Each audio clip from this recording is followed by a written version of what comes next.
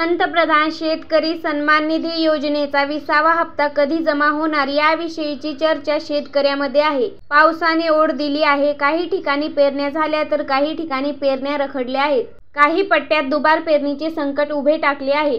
अशा वेळी निदान 2000 का असेनात पण आर्थिक हातभार लागेल म्हणून शेतकरी 20व्या हप्त्याची प्रतीक्षा करत आहेत.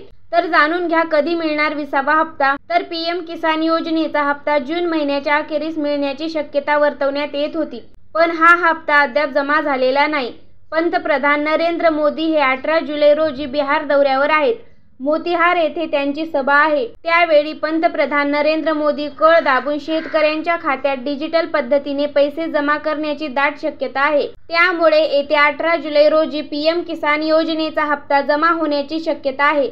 अद्याप सरकारने याविषयीची कोणतीही अधिकृत घोषणा केलेली नाही. तसेच पीएम किसान योजनेअंतर्गत नियमात अजून एक मोठा बदल करण्यात आला आहे. या नवीन नियमानुसार कुटुंबातील पती, पत्नी, मुलगा, मुलगी लाभ घेत असतील तर एकालाच लाभ घेता येणार आहे. इतर सदस्यांना योजनेचा लाभ मिळणार नाही.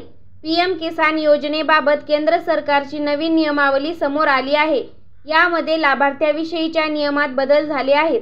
तर जाणून घ्या तुमचे नाव लाभार्थी यादीत आहे का? तर पंतप्रधान शेतकरी सन्मान निधी योजनेचा 20वा हप्ता पात्र शेतकऱ्यांना मिळेल. ज्यांचे नाव लाभार्थ्यांच्या यादीत नसेल त्यांना फायदा होणार नाही. तुम्हाला फायदा होईल की नाही हे घरबसल्या तपासता येईल. pmkisan.gov.in या वेबसाईटवर जा. शेतकरी कॉर्नर या पर्यायावर जा.